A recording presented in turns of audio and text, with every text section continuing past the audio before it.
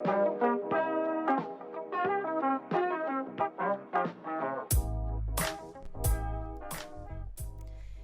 ahora sí, es momento de hacernos cargo de la columna mutante que la conduce Miri Carrete, que nos trae bastante cordura. No voy a decir que total cordura porque... No, sabemos que no. Sabemos que Estarías no. mintiendo. Nosotros tenemos cordura. Para quienes me conocen. Sabemos que no, pero sí, ahora vamos a charlar y a desarrollar un tópico que ya nos contaste un poquito de qué vamos a hablar y que nos interesa mucho. Sí, por si se engancharon recién, bueno, vamos a hablar acerca de la Madonna de Sorata, que son crónicas indígenas LGBTIQ+, en Bolivia, del periodista Edson Hurtado, que llega por primera vez a nuestro país, editado por Corazón de Perro, en realidad es Perx con X, y un poco lo que hace es recorrer la vida, datos, distintas descripciones, historias de... podríamos decir crónicas de indígenas LGBTIQ+ en Bolivia, ¿no? Cómo se conocieron, no sé, les contaba antes a Guada y a Toti, dos mineros trabajando, la historia de una chola trans, cómo es la sociedad boliviana, pero todo esto está inmerso en una descripción con las ciudades de Bolivia, los pueblos, los climas, las costumbres, las violencias que tanto ayer como hoy, en medio de una sociedad, según describe Edson, particularmente machista, lesbodiante, homodiante, transodiante y demás, cómo estas historias salen a la luz, emergen, sobreviven y resisten en esta situación que es lo que implica vivir desde estas identidades en Bolivia. Y vamos a conversar con Edson, que es el autor de este libro, Edson Hurtado, que además es una persona que publicó el primer libro de la literatura boliviana que aborda el tema de las diversidades sexuales de manera profunda, que fue Ser gay en tiempos de Evo. Lo publicó en 2011 y está en comunicación en este momento con nosotros. Buenas tardes, Edson. ¿Cómo estás? Hola, muy buenas tardes, un gusto saludarlas, y bueno, yo encantadísimo, vuelvo a Buenos Aires después de casi 10 años, así que estoy como muy emocionado por la presentación y la publicación de este libro en Argentina. Muchas gracias por la comunicación y bueno, en primera instancia que nos cuentes por qué hacer La Madonna de Sorata. Bueno, creo que fue un trabajo que fue natural después de la investigación de Ser gay en tiempos de Evo, que me permitió poder adentrarme un poquitito más en el tema de las diversidades LGBT en el país. Creo que es un tópico que no se ha tocado mucho, de hecho este libro sigue teniendo mucha repercusión precisamente porque el tema es muy poco explorado, ¿no? El tema y las temáticas que se toca ahí, como la trata y tráfico, el racismo, la discriminación. Eh, entonces, creo que tuvo un objetivo que era entablar un proceso de inmersión dentro de las comunidades y de los pueblos indígenas originarios campesinos del país, y tratar de entender esa cosmovisión y esa relación que tienen su herencia cultural con precisamente las diversidades LGBTI. Vamos a un poco a la cocina de este trabajo periodístico y documental que hiciste. ¿Cómo diste con estas historias? Porque no creo que tampoco sea fácil encontrar, charlar, comunicarte con estas vidas que rompen con una forma normada, por así decirlo, de la sociedad boliviana. Claro, ha sido muy difícil. Yo tuve el gusto siempre o el placer, la oportunidad de viajar mucho por el país, y durante todos esos años iba recolectando pequeñas historias que me permitían ir juntando material para ver qué se hacía después, y cuando llegó la oportunidad empecé a formar estas historias, estos chismes, habladurías, cuentos anécdotas que escuchaba en los pueblos, en las ciudades, y empecé a buscar a los protagonistas, empecé a rastrear a las familias, a la gente que había estado cerca, ¿no? Y en muchos casos no encontré fuentes directas. Por eso también decidí que sea un libro de crónicas, porque me iba a permitir jugar un poco con la literatura para llenar esos vacíos que la no ficción me presentaba, ¿no? Entonces he ido buscando esas historias, he ido encontrando personajes, gente que podía hablar del tema, y ha sido muy difícil, ¿no? Entrar a las minas en Potosí o al pueblo guaraní en el Chaco boliviano o en la misma selva amazónica del este del país, ha sido complicado, ¿no? Poder entablar un diálogo con esta premisa occidental, por así Sí. decirlo, que quizá no se ha extendido de una manera muy clara en los pueblos todavía de Bolivia. Mm. ¿Y cómo te recibieron en esos viajes? Bueno, en algunos lados he sido recibido muy, muy amablemente, ¿no? Con los Eseja, en Cobija, en el norte del país, en la selva amazónica, me han tratado muy bien. Estuve como una semana navegando por los ríos del Amazonas. Eh, Fui expulsado de una comunidad de mineros en Potosí cuando empecé a hablar de estos temas, ¿no? El Gilacata, que es como el jefe, el chamán de la comunidad, me expulsó.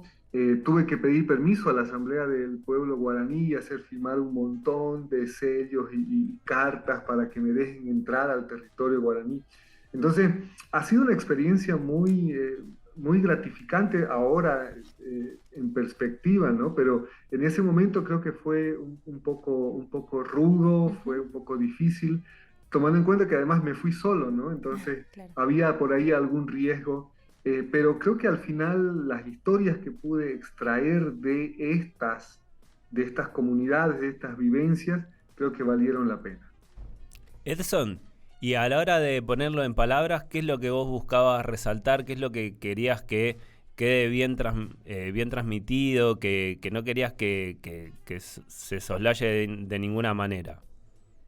Sí, yo he estado tratando, estuve como un año después de eso tratando de escribir las crónicas, tardé un montón porque quería utilizar un lenguaje muy respetuoso, utilizar que las crónicas sean, que tengan mucha sensibilidad, que puedan tocar a la gente, porque al final lo que a mí me interesaba era contar las historias más allá de haber estado ahí, ¿no? Sino Claro. contar una realidad que se ve muy poco y que los LGBTI de las ciudades quizá vivimos en una burbuja muy autocomplaciente, que no podemos entender cómo hermanos y hermanas indígenas, campesinos, viven en sus comunidades de una manera diametralmente opuesta a lo que se entiende ahora por esta construcción de lo LGBT, ¿no? Entonces, he tratado de hacer crónicas que acerquen sobre todo la sensibilidad humana de estos personajes que fueron perseguidos, asesinados, que escaparon de sus, eh, de sus comunidades, que fueron expulsados de sus pueblos, ¿no? Y que no encontraron, o algunos de ellos por lo menos no encontraron un final feliz. Entonces, esa fue más o menos la aproximación. Estamos conversando con Edson Hurtado, es autor de La Madonna de Sorata, además de documentalista, investigador. Y hay una palabra que me gustaría que nos cuentes qué significa. Nosotros estamos acá en la ciudad de Buenos Aires y es una palabra que me parece que no se usa mucho en este ámbito, que es la palabra cosmovisión, que un poco es lo que vos querías hacer, ¿no? Acercarte a la cosmovisión sobre las diversidades sexuales de estos pueblos originarios del Estado Plurinacional de Bolivia. ¿Qué significa esta palabra? Bueno, la idea es tratar de acercarme a la manera de entender la vida, el universo, el mundo que tienen los pueblos indígenas, ¿no? Cómo explican mediante sus mitos, mediante sus leyendas, mediante sus vivencias, mediante la transmisión oral de sus conocimientos, ciertos aspectos del mundo, ¿no? Del universo. Entonces me interesaba mucho tratar de entender cómo, por ejemplo, los pueblos indígenas, y en este caso los ignacianos, que es donde hay una crónica muy linda, Ujú. una historia muy linda, muy fuerte también, explicaban a las personas trans, ¿no? Entonces, cómo esta abuela del personaje le Sí. explica al niño, al niñe, eh, qué es ser trans y por qué es trans, ¿no? Entonces, esa explicación del mundo me pareció muy genial y encontré ahí muchas similitudes con lo que pasaba en los pueblos eh, antiguos del altiplano, en Machu Picchu, en Tiahuanaco, ¿no? Estas personas que tenían doble espíritu, así se les Ay, llamadas como hombres y mujeres o mujeres, eran personas con un espíritu más chamanesco, ¿no? Que eran brujos y que estaban en este mundo, pero estaban en el mundo etéreo también y que podían comunicarse. Entonces, yo quería entender cómo ellos explicaban estos fenómenos, ¿no? Si es que lo hacían. Y bueno, me llevé con sorpresas muy lindas que también están dentro del libro. y si tuvieras que, no sé si podés hacer esto, pero elegir una de las historias que más te haya atravesado o afectado en estos recorridos, ¿cuál fue? Mira, a mí me gustan todas las crónicas. Mis generosos y buenos amigos y colegas escritores dicen que este es el mejor libro que he publicado, pero yo me quedo con la historia de los mineros, ¿no? Yo me Mm. fui hasta una mina, encontré la historia de dos mineros que se enamoran. De hecho, es una crónica que ahora se va a hacer una película. Están en la última etapa de preproducción del guión, pero me pareció tan conmovedora su historia de dos personas sumidos en la pobreza, en la marginación, y que dentro de un hueco en la tierra tienen la capacidad de encontrar el amor en esa miseria tan terrible que son las minas, y cómo pudieron a través de ese amor encontrar las ganas para seguir adelante, ¿no? En una sociedad machista, patriarcal, y tan machista como es la de los mineros. Entonces, es una historia muy conmovedora que tampoco tiene un final feliz, pero que me llegó muchísimo, muchísimo al corazón. Y si tuvieras que describir hoy a la sociedad boliviana en términos bueno, esta cuestión de derechos en relación a las diversidades sexuales, ¿cómo es la situación actual hoy, a nivel Bueno, político, Bolivia ha digamos? avanzado muchísimo en el tema de legislación. Tenemos una legislación muy amigable como el tema LGBT. eh, Está vetada la discriminación por orientación sexual e identidad de género. Se reconoce la diversidad de familias en la Constitución y hace algunos años se ha aprobado la ley de identidad de género, que permite a los compañeros y a las compañeras trans poder tener su documento de identidad como lo prefieran, ¿no? Sin embargo, todo este andamiaje legal, como les digo, muy amistoso, Ujú. muy cercano a las diversidades, se ha quedado en papel. Creo que no ha trascendido. Claro. Tenemos leyes, decretos, ordenanzas municipales, ¿no? Lo que ustedes quieran, pero no ha trascendido hacia la sociedad. Y la sociedad todavía sigue manteniendo un carácter discriminador, hay violencia contra las diversidades. Vemos que hay cambios hace 10 años, hace 15 años con seguridad, ¿no? Pero todavía sigue manteniendo el estigma y la discriminación. En las ciudades grandes, como la que yo vivo, Sí. que es Santa Cruz, todavía se puede ver esta discriminación.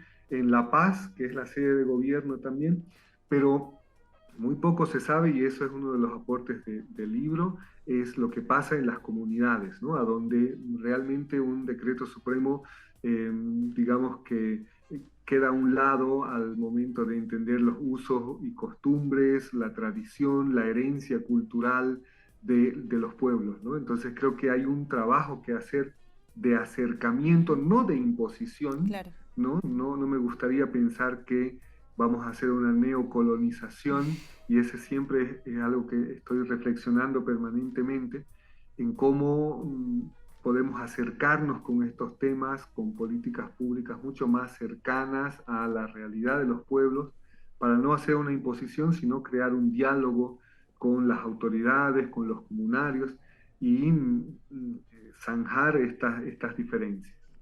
Edson, ¿y vos estás en contacto con otros comunicadores que trabajan en las mismas temáticas que vos, principalmente de Bolivia? Si se tejieron esas redes a partir de tu trabajo, ¿hay otras experiencias parecidas? Sí, hay varios ya activistas, escritores que están trabajando ya desde hace algunos años, están haciendo documentales, programas de televisión, tenemos, mira, que puede parecer una insignificancia, pero tenemos una conductora de televisión trans que presenta noticias. Y vos decís, bueno, eso no debería ser motivo de sorpresa, pero sí lo es. Entonces creo que hay cosas que han cambiado, que están cambiando de a poco y que es importante el tema de la visibilización, ¿no? Y hay hermanos y hermanas, compañeros y compañeras aymaras, quechuas, guaraníes que han salido del closet, que están visibilizándose, visibilizando las problemáticas de sus comunidades, ¿no? Entonces, hay avances importantes en lo simbólico también, pero en la vida cotidiana también creo que hay cosas importantes. Por último, Edson, ¿cuándo o desde cuándo empezaste a interesarte por estos temas? ¿O por qué? Básicamente porque yo esperaba encontrar literatura que hablaras de lo que yo sentía, de lo que yo pensaba, de lo que estaba atravesando. Por eso te hablo hace como, no sé, de 20 años.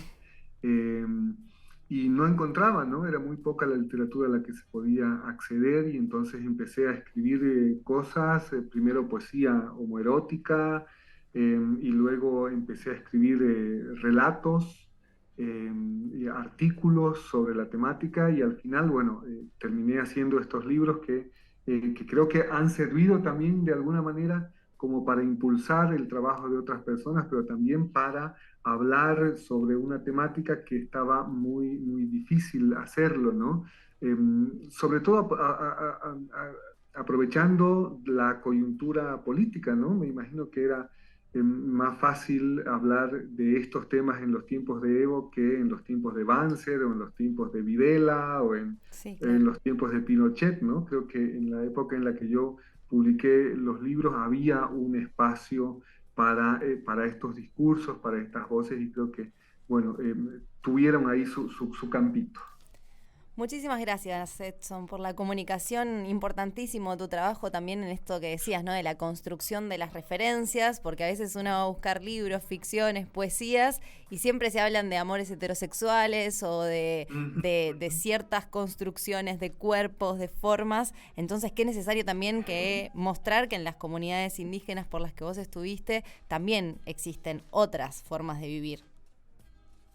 Claro que sí, ¿no? Vos leés los libros de antropología de Bolivia y el tema de la sexualidad Sí. es muy reducido, ¿no? Vos lees a los grandes investigadores y cuando les toca hablar de sexualidad, así como que resumen en 2 páginas, 3 páginas, porque me imagino que es muy difícil hablarlo. Ahora Claro. imagínate el tema de las diversidades, ¿no? Es imposible, ¿no? Claro, sí. No hay un registro en los estudios antropológicos, sociológicos del país que hable de estos temas en comunidades indígenas.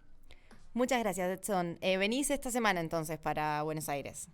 Claro que sí, voy a estar el viernes presentando en Buenos Aires el libro, así que bueno, muy contento y emocionado por estar allá. Felicitaciones y gracias una vez más. Hasta luego. Gracias a ustedes. Pueden encontrar por si acaso alguna interesada en el libro. La editorial Corazón de Perro lo tiene el libro y bueno, va a estar disponible en las librerías. Pero también nos faltó preguntarle para ubicarlo a él en redes sociales o en qué espacio podemos, bueno, leer un poco más sobre vos y estar como al tanto de tus novedades. Sí, yo estoy sobre todo Twitter, me gusta mucho estar Bien. ¿no? Como Edson Hurtado y luego tengo un blog que utilizo ahí que es edsonhurtado.wordpress y ahí está todo el trabajo que he hecho durante este tiempo. Muchas gracias, Edson. Bueno, muchísimas gracias. Hasta luego. Bueno, como decía Edson, el libro se presenta este viernes en La Tribu Mostra. Estoy buscando exactamente la hora. Acá está. La Madonna de Sorata, crónicas de indígenas LGBTIQ+, en Bolivia se presenta en La Tribu Mostra. Esto es Lambaré 873, Ciudad de Buenos Aires, este viernes 28 de abril a las 20 horas, con la participación de Chana Mamani, que es integrante de Identidad Marrón, y Edson, bueno, el autor por supuesto, y modera Estefanía Santoro, periodista. Así que bueno, quienes se quedaron con ganas de escucharle pueden ir este viernes. Si no, van a la página de la editorial Corazón de Perro con X, de Perx, y ahí seguramente van a conseguir el libro, o siguen a Edson Hurtado en Twitter, que seguro se enteran de todas las novedades. Pensaba que me hacía acordar a cuando, o sea, como lo importante que es, por ejemplo, la radio abierta, que se hace siempre en el encuentro plurinacional, que allí yo la primera vez que escuché identidades, digamos, indígenas hablando sobre sexualidad, sobre intersexualidad, sobre homosexualidad, fue ahí y escuchar como esas voces también en primera persona. Digo, está buenísimo este laburo que hace Edson, y que bueno, gracias a tu curiosidad trajiste a la mesa, porque abre también abre mentes. Y pensaba esto que me parecía re interesante que él decía de como la diferencia también de estar en una ciudad y estar, digamos, en el medio del territorio o adentro de una mina, con lo hostil que eso es, y además, digamos, la diferencia también entre estar, qué sé yo, en Buenos Aires y entre estar en Santa Cruz, que él decía que, ¿no? De donde estaba él. Así que excelente para ir a verlo y leer. Y me da ganas también ahora de tener el de ser gay en épocas de Evo. No quise meterme mucho ahí porque... Bueno. Porque es el libro anterior. Porque es el libro anterior. Pero ojalá que lo traiga, ¿no? Una cajita, unas ediciones para... Remangueando el chabón. No para regalar, sino para en la presentación se venden los libros. No, bueno, claro que se venden. Claro, seguramente lo va a traer. Y además lo interesante es que cómo se ven los hechos históricos y políticos desde acá, desde la ciudad, y pensando, ¿no?, en territorio Ciudad de Buenos Aires, cómo se leen y demás. Ahora, ¿qué pasa en ese lugar? Él dijo que empezó a escribir hace 20 años, me da la cuenta, si la hago bien, 2003. Sí. Y por la falta de referencias de autores y de literatura y de ficción, y me imagino también periodistas con perspectiva transfeminista, así que alto laburo y necesario también. Sí, y digamos, y todo por ahí lo importante que, digamos, que resultó Evo para cuestiones, qué sé yo, plurinacionales latinoamericanas, pero qué poco se habla, que Galindo ahí, ella siempre denunciando, que poco se habla de, digamos, lo homodiante de Evo, ¿no? Sí. Que decía que si comías pollo, bueno, y diversas hay que conseguir, pavadas. Voy a conseguir el libro hay que conseguir de pollo ser gay para hacerlo más trolo a Evo. Claro, también, para ver qué dice ahí, cómo era ser gay en tiempos de Evo. Sí, está buenísimo. Bueno, gracias, Miri. Hasta luego.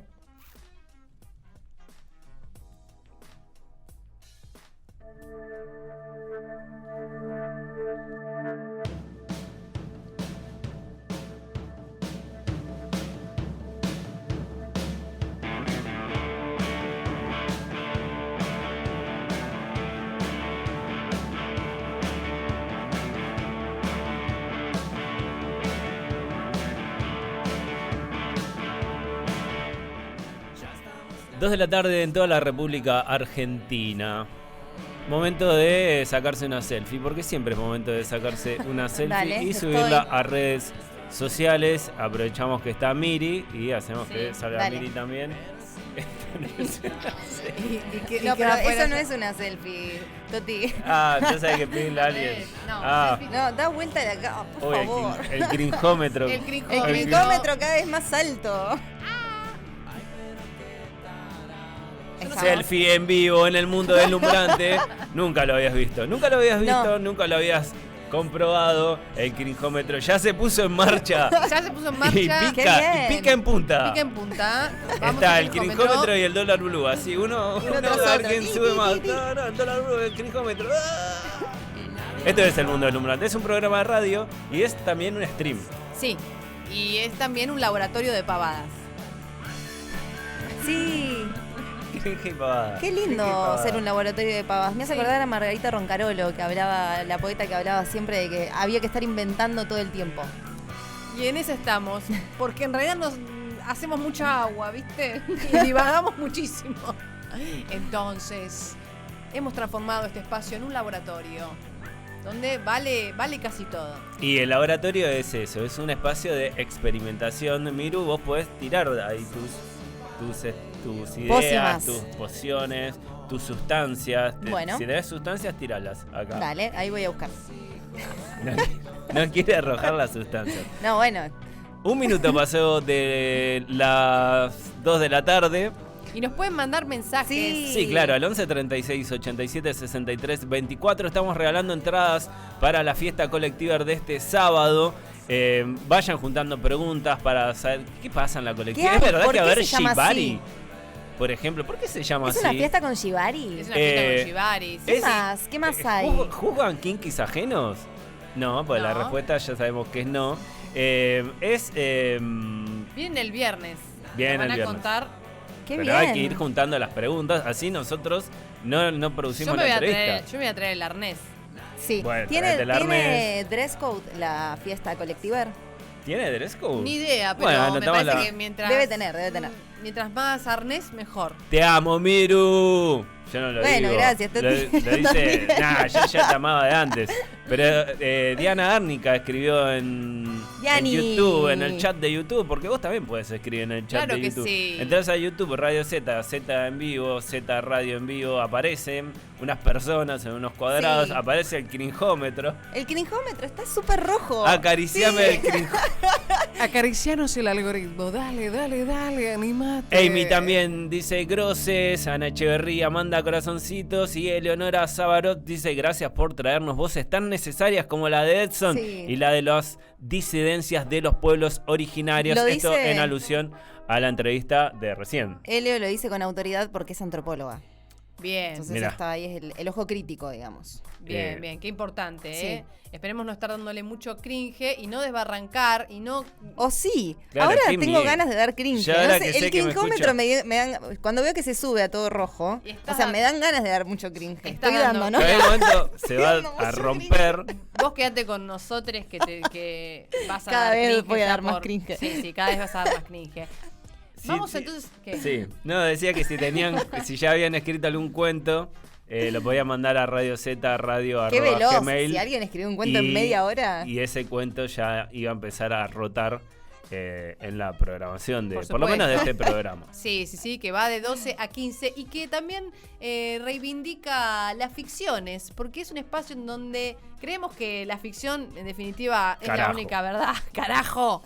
Y estamos escuchando la vida de Rosa Luxemburgo, este trabajo que hicieron desde radialistas apasionadas y apasionados, que está buenísimo. Y hoy vamos al capítulo 7. Hoy es el capítulo número 7, vamos a escucharlo. Ya saben, si se perdieron los capítulos anteriores, después de escuchar el capítulo 7, después de escuchar El Mundo Deslumbrante, pongan en Spotify y van a escuchar, pueden escuchar los capítulos anteriores y un montón de laburos que hacen en O Radialistas. adelantarse, escuchar los que el 8, Claro. el 9, el 10. También pueden hacerlo, pero también pueden esperar a que lo estamos pasando todos los días aquí y disfrutar de esta ficción sonora de la vida de Rosa Luxemburgo, capítulo número 7.